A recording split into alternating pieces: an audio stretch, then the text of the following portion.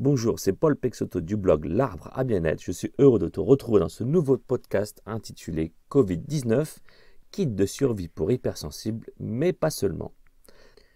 Épisode 1. Prends du temps pour cultiver ton bien-être intérieur.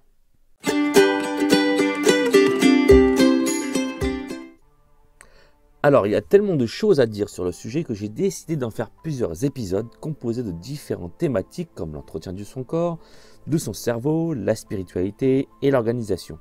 Je te conseille donc de suivre jusqu'au bout toute la série afin de profiter au mieux des conseils que je vais te donner.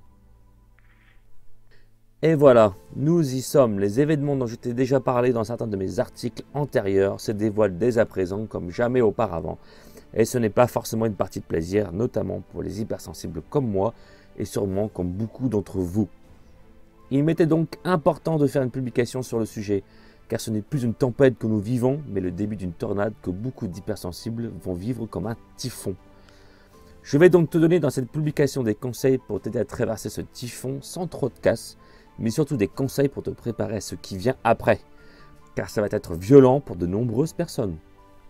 Loin de moi l'idée de te faire un discours alarmiste ou négatif, bien au contraire. Cependant, mieux vaut savoir ce qui nous attend plus ou moins pour y être bien préparé. Suis alors attentivement cette publication jusqu'à la fin, car elle finira bien évidemment, comme toujours dans mes publications, par une note positive et de l'espérance. Je vais pour commencer te dépeindre le tableau actuel et celui qui pourrait suivre après en prenant en compte toutes les informations actuelles et mon ressenti personnel. Ce n'est donc que mon opinion et je ne te demande pas d'y adhérer bien évidemment. Tu dois toi-même faire tes propres recherches et te faire ta propre opinion. Tout d'abord, il est évident que nous vivons une crise sanitaire énorme qui n'est que la conséquence de nos agissements depuis de trop nombreuses années avec la Terre et au détriment d'une partie de l'humanité vivant dans la plus grande des pauvretés. Et tout cela majoritairement pour les besoins d'une partie infime de la population mondiale, dite privilégiée. Ensuite, cette pandémie qui a presque stoppé net l'économie française aura des répercussions énormes sur les finances des entreprises, mais également les nôtres. Toutefois, pour enrayer ça, notre cher gouvernement a fait voter une loi de crise sanitaire qui justement va aider les entreprises à prendre des mesures importantes, voire drastiques, pour redresser la barre. Et je peux d'ores et déjà vous dire que ces mesures ne vont pas faire plaisir à tout le monde, même si je peux comprendre qu'il faudra faire des efforts pour sauvegarder nos emplois. Et c'est justement là-dessus que vont compter nos employeurs, ce qui n'est pas aberrant en soi. Cependant, il faudra être très vigilant à ce qui ne tombe pas dans l'abus non plus, ce qui d'après mon expérience n'a malheureusement pas du tout gagné. En effet, depuis des années, notre système social qui était l'un des meilleurs au monde est démantelé à coups de coupes budgétaires indécentes, pendant que les entreprises du CAC 40 engrangent chaque année des profits toujours plus énormes. Il suffit de faire quelques recherches pour s'en rendre compte ou bien demandez-les-moi par mail et je vous les ferai parvenir.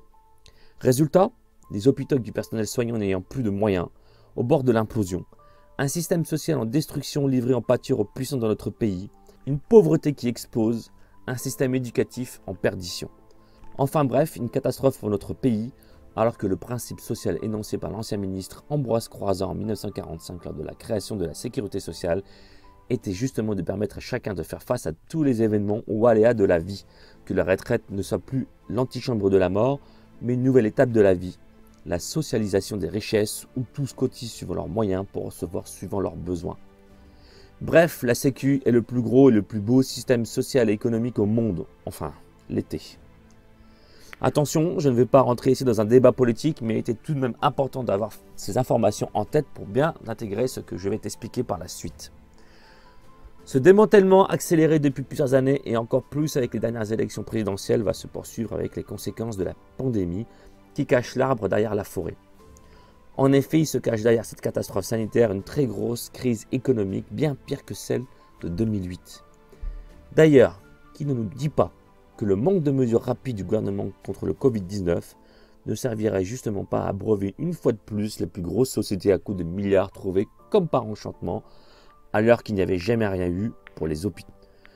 Mais ne nous écartons pas du sujet car ce n'est qu'une supposition presque digne d'une propagande conspirationniste, n'est-ce pas? En tout cas, ce qui est sûr, c'est que l'urgence sanitaire votée récemment va casser tout ce qui protégeait les travailleurs jusqu'à présent, alors que nous étions déjà au bord de la rupture sanitaire au travail. Une autre épidémie qui, elle, ne montre pas autant son visage dans les médias. Pourtant, il suffit de voir le nombre de burn-out et de suicides au travail provoquant également d'énormes ravages. Des ravages estimés tout de même à 4% de notre PIB.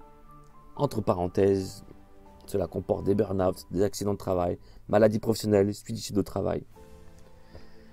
Bien évidemment, j'ai bien conscience que ces crises épidémiques et économiques seront provisoires, mais le provisoire peut souvent durer longtemps et en attendant, il peut surtout faire beaucoup de dégâts.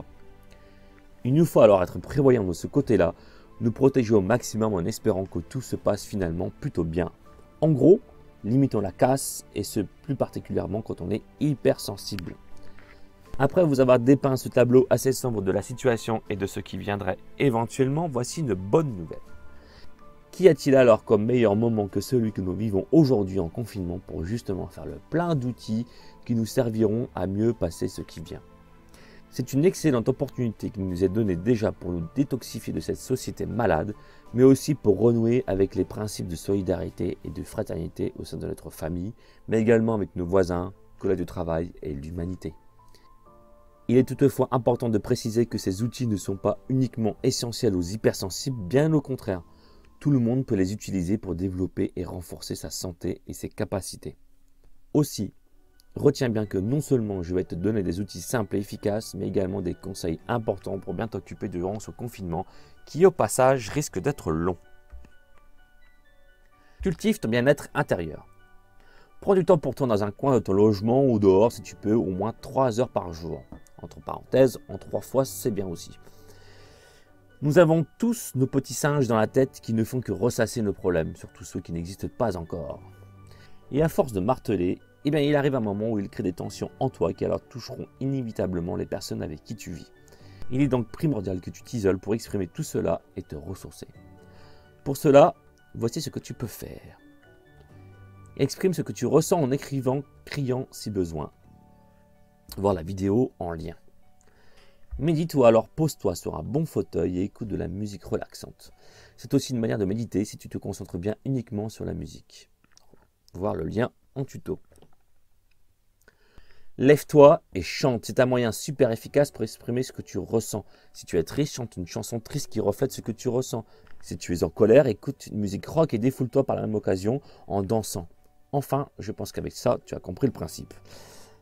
Respire, sûrement le meilleur des outils à disposition immédiate pour baisser les tensions rapidement. Je te suggère alors cet article qui est en lien dans la description.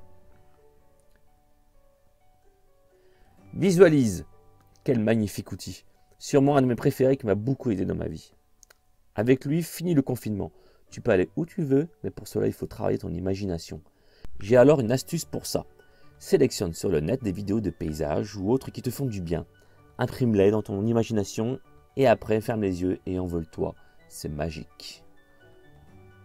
Regarde des films classiques. Cela te permettra de prendre du recul sur la société actuelle et rafraîchit ton mental englué dans l'actualité sociale du moment. Visionner des films d'époque permet aussi de te détacher de celles que nous vivons, de vivre hors du temps, mais également de relativiser. Il permet surtout de nourrir ton esprit de beauté cinématographique. Pour cela, je te recommande la chaîne streaming Film OTV gratuitement pendant 1 mois. Cultive-toi.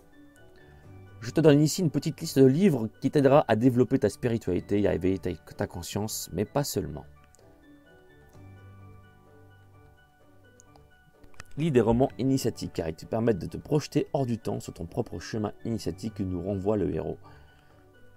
Le Guide Pacifique et les aventures de Socrate de Dan Millman, L'alchimiste de Paulo Coelho, La prophétie des anges de James Redfield, L'homme qui voulait être heureux de Laurent Gounel, Le papillon des étoiles de Bernard Weber.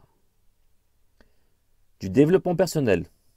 Écoute ton corps de Lise Bourbeau, Les clés pour lâcher prise de Guy Finlay, Le courage d'être soi et vivre avec les miens de Jacques Salomé, Les 7 lois pour guider vos enfants sur la voie du succès de Dr Deepak Chopra pour aider tes enfants, de la spiritualité pour nourrir ton âme, L'amour et de la solitude de Krishnamurti, Le pouvoir de l'intention de Dr Wayne Dyer, Le pouvoir du moment présent d'Eckhart Tolle, Société pour comprendre les enjeux qui se déroulent en ce moment et que tu puisses connaître les solutions existantes, Le choix de Christophe Desjours, une référence sur la santé au travail, La sobriété heureuse de Pierre Rabhi, Le temps de la décroissance de Serge Latouche et Didier Arpagès, Sacrée croissance de Marie-Monique Robin, Demain de Cyril Dion.